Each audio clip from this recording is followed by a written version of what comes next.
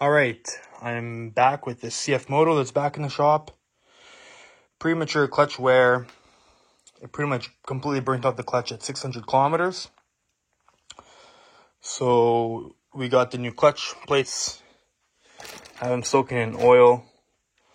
I'll go through today and just do a quick video on how to change the clutch plates and a solution that I think I found to make it a bit better. But time will tell on that.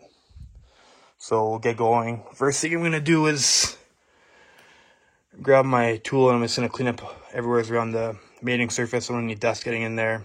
Bike's pretty dusty, so we'll start with that first. I use this thing here.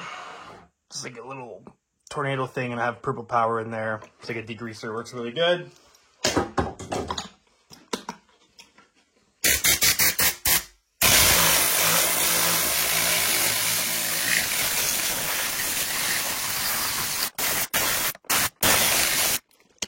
Quickly blow off the rest of the main stuff. So for most of you, your next step would be to drain the oil. So there's 2 bolts up front here and then 2 on the side right there. But we're not going to be pulling the oil today. Just last week, for now, to get them going, I put TTR 230 clutch plates in there because they're identical. It's got literally brand new oil in there and a brand new filter. So I'll just be putting it on its side so we could leave the oil in there. Alright, gently put this thing on the side. Don't mind all the accumulator there. I was doing a service on the lawnmower earlier, so I made a huge mess.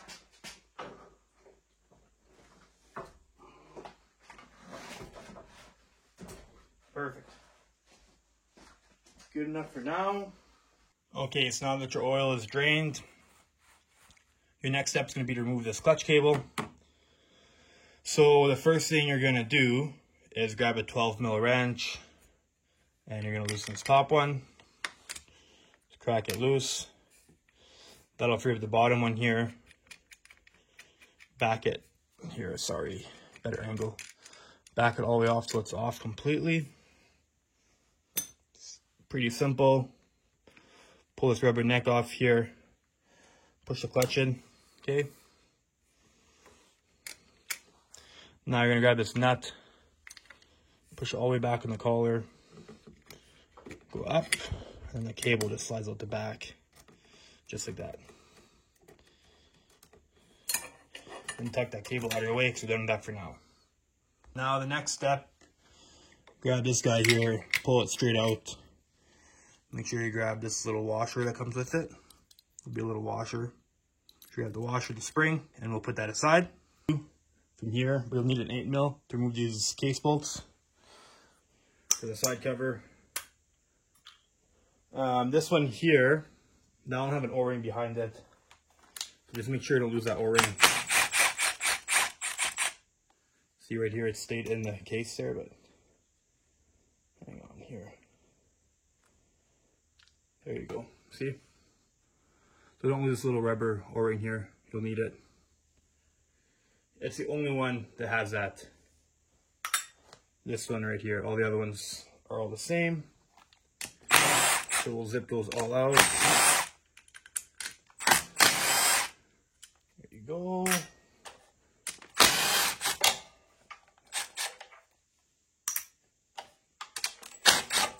Probably the hardest thing to get down the brake there. The rest are all super easy. There's 10 total, I believe. Perfect. Okay, we got those all off. Grab your cover. Sometimes these are a pain in the butt. There's a little pry spot right here. We can put a pry bar there. It shouldn't take much force, so I'll go grab a bar and do that right away. I'll just show you, but right here is a really good pry location.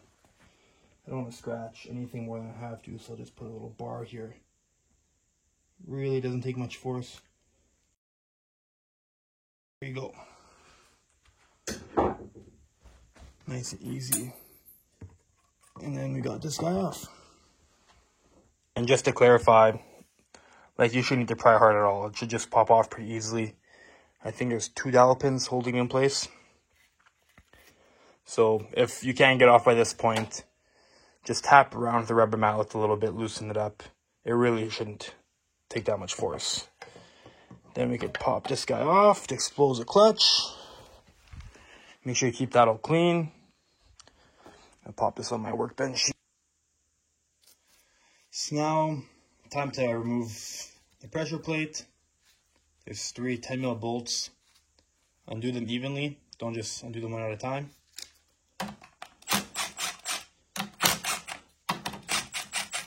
Make sure that the plate's coming off somewhat straight.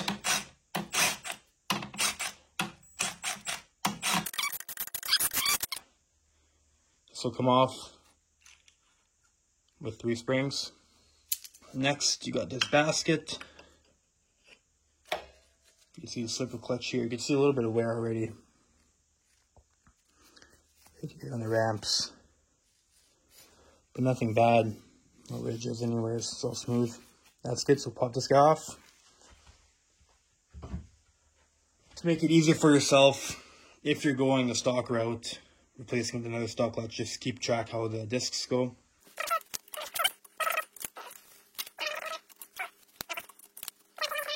Stack there. You have your jetter spring in the back here. They're kind of hard to get off, so I'll get a pick to get that off.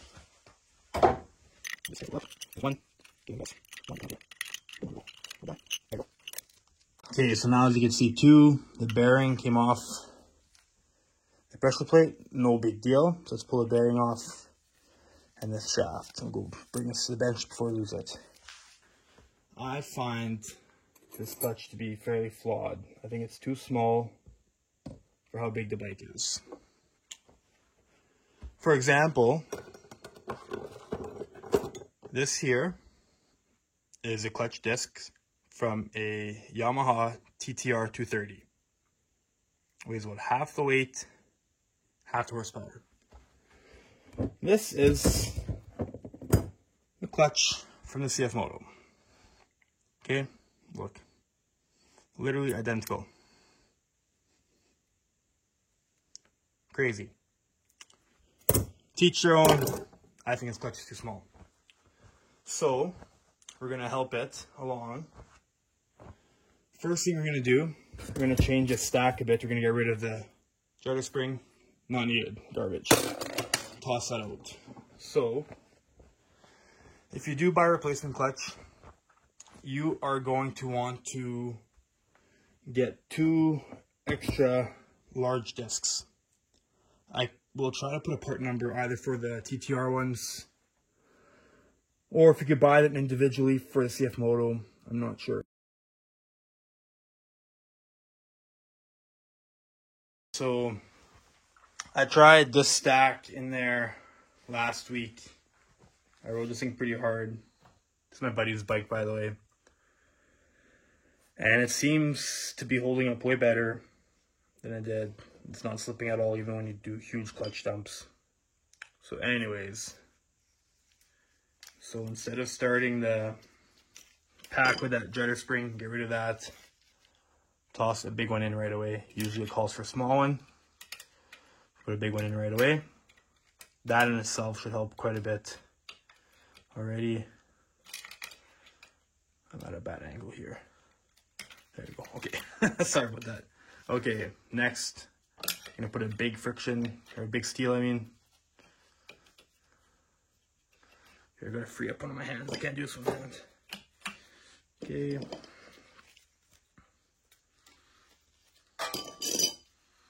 Then a big friction again.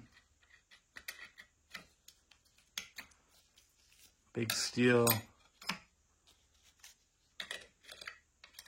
Big friction. Big steel.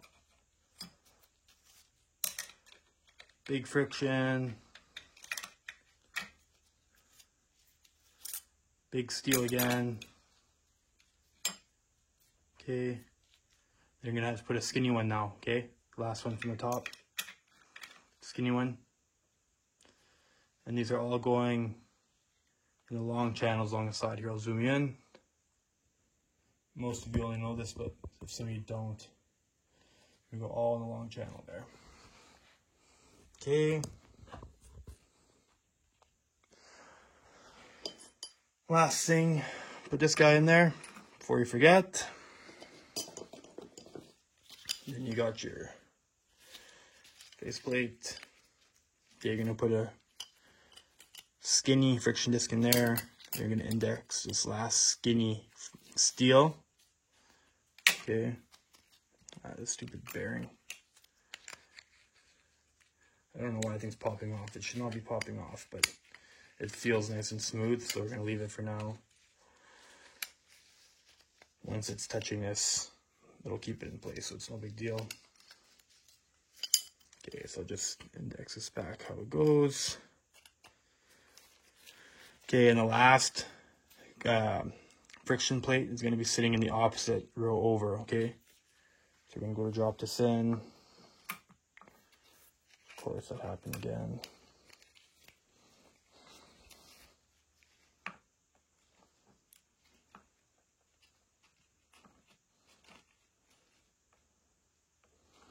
Let's slide that over till it's opposite of where the other ones are going in.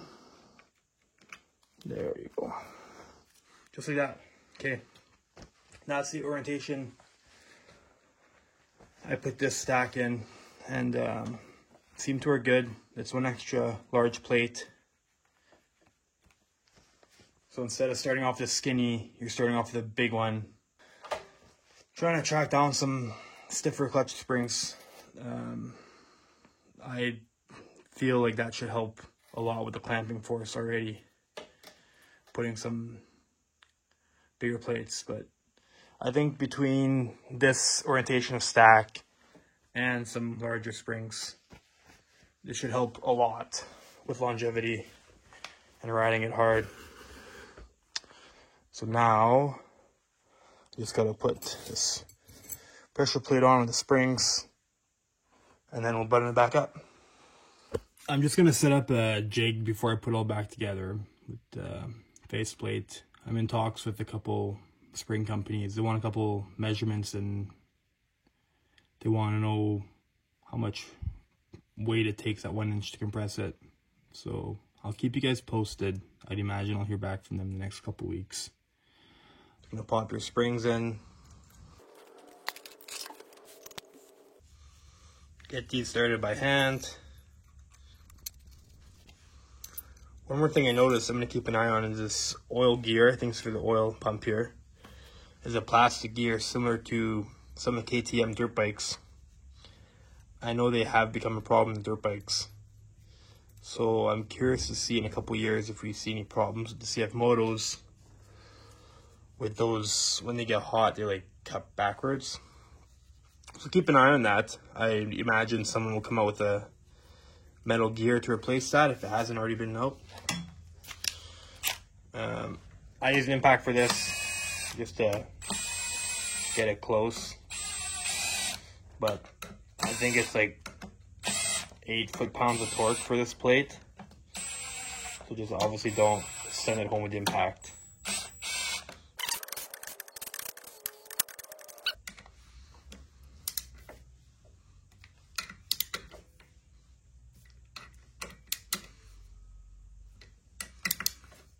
Nice and easy, take your time.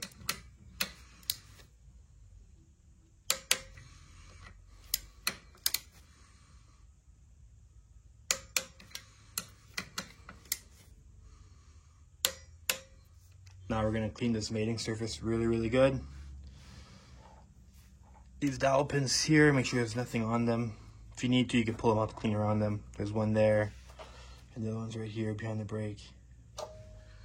So clean those cases really good, and then we'll put the cover back on. I like to use these little Scotch-Brite pads.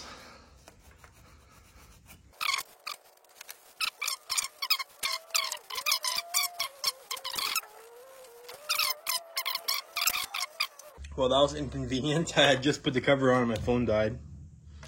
So I have everything cleaned up again, and I reapplied new silicone again. So now we have these torqued, Everything's in how it should be. Make sure you have your dowel pins in. There's one there, one there. Case is clean. We have our new stuff applied. It's nice and easy to go in. Try getting it pretty close first try. There you go. Just so I don't over tighten anything.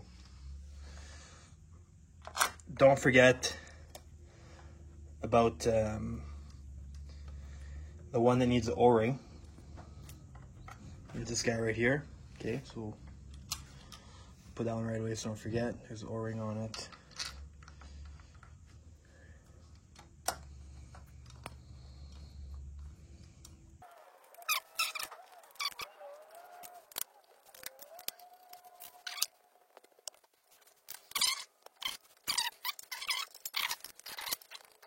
Now I'm going to torque him to spec, which is 7 foot-pounds, I believe. So 5, 6, 7.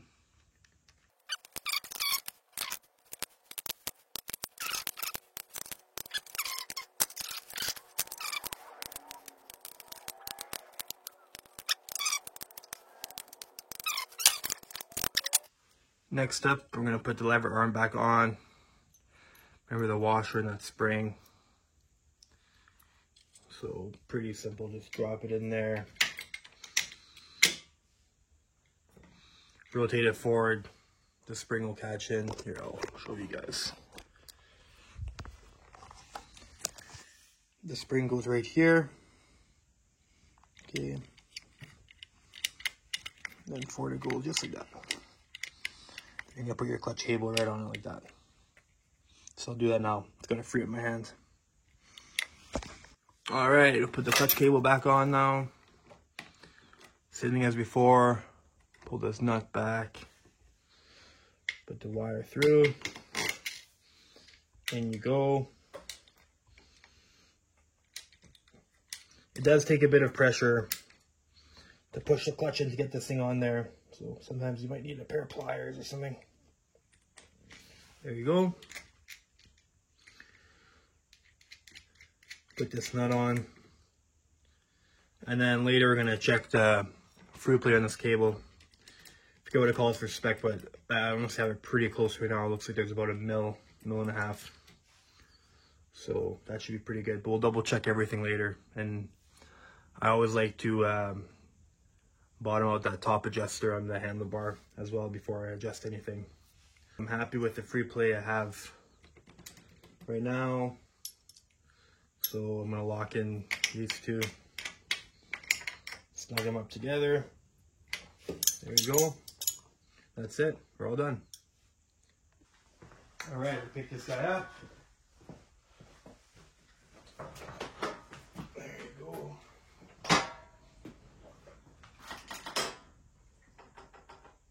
It's probably a bit too much free play. That should be okay for now. We'll test drive it. Let's give it a go.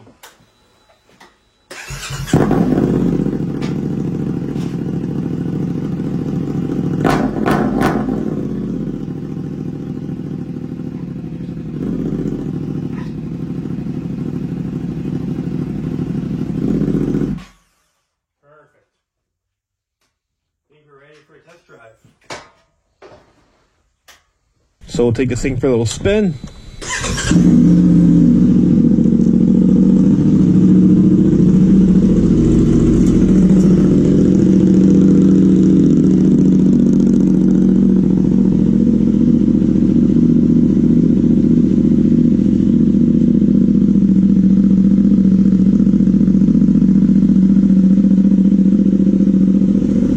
All right.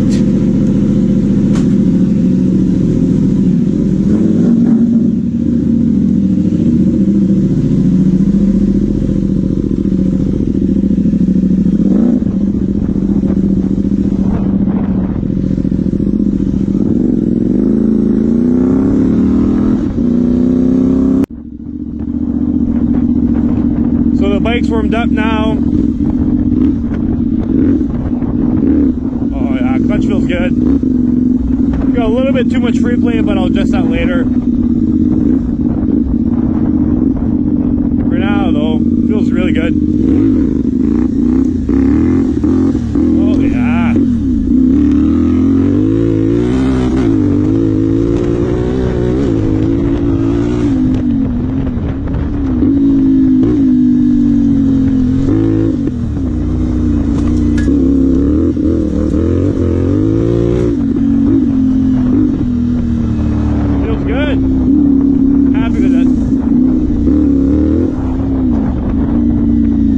Maybe I'll go tomorrow, go play in the sand a little bit, see if it holds up.